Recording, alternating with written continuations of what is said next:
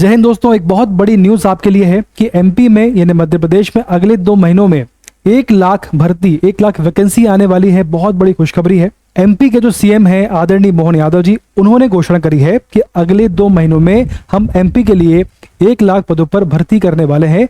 जो एमपी में बेरोजगार युवा हैं तो उनको काफी इसका लाभ मिलने वाला है। शुरुआत करते हैं, जानते हैं इस बारे में।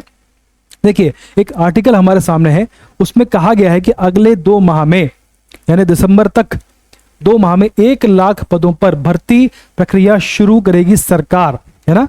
जो एमपी में गवर्नमेंट है वो शुरू करने वाली है। 21,000 नए पदों पर भर्ती के लिए मंजूरी मिल चुकी है। इसमें कहा गया है दिसंबर 24 तक 1 लाख वैकेंसी आने वाली है, भर्ती आने वाली है। राज्य सरकार ने दीपावली से पहले बेरोजगारों के लिए बड़ा ऐलान किया है।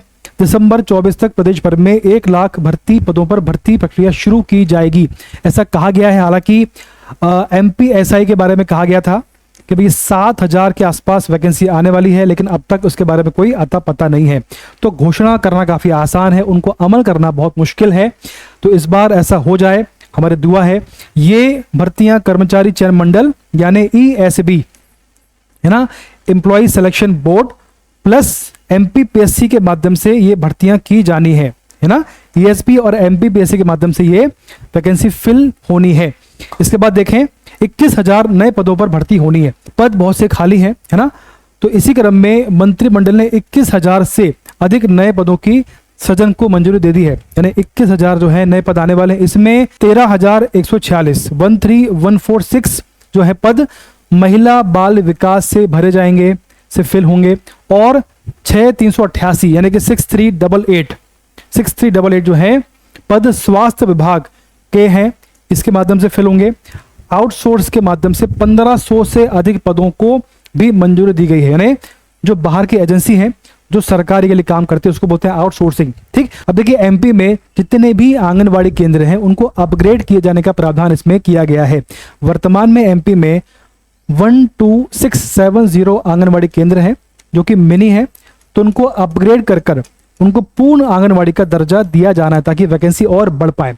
बात समझें आप। देखिए, महिला बाल विकास विभाग के अधीन प्रदेश भर में संचालित 12,670 मिनी आंगनवाड़ी केंद्र को अपग्रेड कर पूर्ण आंगनवाड़ी, है ना, पूर्ण आंगनवाड़ी केंद्रों में अपग्रेड करने का फैसला लिया गया। क्यों ऐसा किया गया है?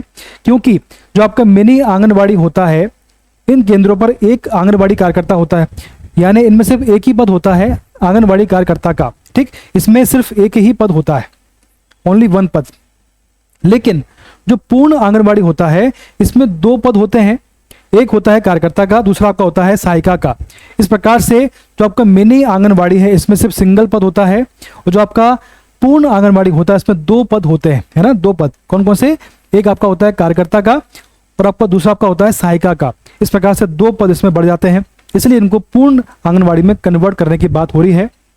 और हर 25 आंगनवाड़ी केंद्रों पर एक पर्यवेक्षक का पद होता है। इस मान से 12,670 आंगनवाड़ी सहायिका के नए पद बनेंगे, जबकि पर्यवेक्षक की बात करें तो 476 नए पद पैदा हो जाएंगे, नए पद और इसमें ऐड हो जाएंगे। और ऐसा करने से जो आपका गवर्नमेंट है उस पर बोझ बढ़ेगा। कितना बढ़ेगा? 213.74 करोड़ का सरकार पर बोझ आने वाला है ना। आर्थिक जो है इन पर बोझ बढ़ने वाला है। इसमें देखो, मैंने आपसे कहा कि 213 करोड़ का जो है सरकार पर बोझ आने वाला है। इसमें जो आपका खर्चा आने वाला है इन सब में, तो इसमें एमपी गवर्नमेंट जो है 179 करोड़ खर्च करने वाली है। जो आपका केंद्र सरकार है वो आपका 34 करोड़ खर्च करने वाली है।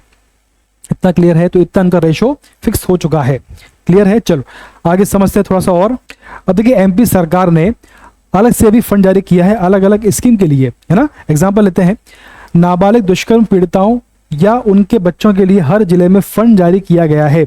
सपोज करिए कि एमपी राज्य में, ना मध्य प्रदेश में, अगर किसी नाबालिग के साथ में कोई दुष्कर्म होता है और उससे अगर उसे बच्चा हो जाता है, तो नाबालिग महिला और उसके बच्चे के सपोर्ट के लिए, केयर के लिए सरकार ने अलग से फंड जारी किया है ना।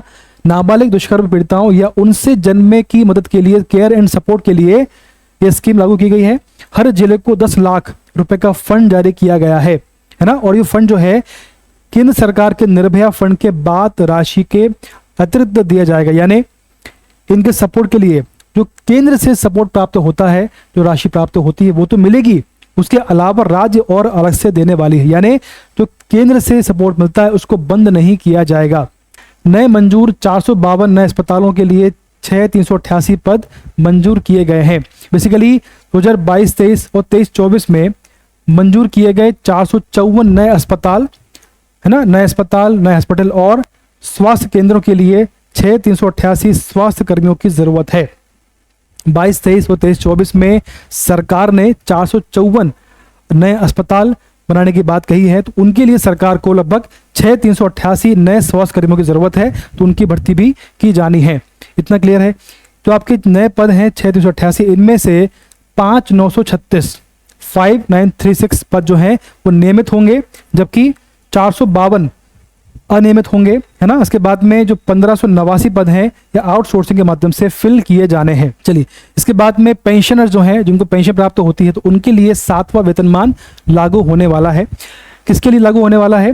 जो यूनिवर्सिटी में शिक्षक, अधिकारी, जो कर्मचारी है, उनके लिए जो 2016 के पहले या बाद में रिटायर हुए हैं, तो उनके लिए ये स्कीम लागू होने वाली है, तो उनको इसका लाभ मिलने वाला है 7वां वेतनमान का पेंशन के लिए, है ना। चलिए, अब देखिए जो वैकेंसी आने वाली है ये कब आती है, कब इन पे भर्ती होती है, कब काम चालू होता है, ये भविष्य की बातें हैं। लेकिन जो पहले प्रॉमिस किए गए हैं एमपीएसआई को लेकर, उन पर भी काम होना चाहिए। सरकार से रिक्वेस्ट है कि आप सिर्फ प्रॉमिस मत करिए, उनको पूरा भी करिए। धन्यवाद, बेस्ट ऑफ लक।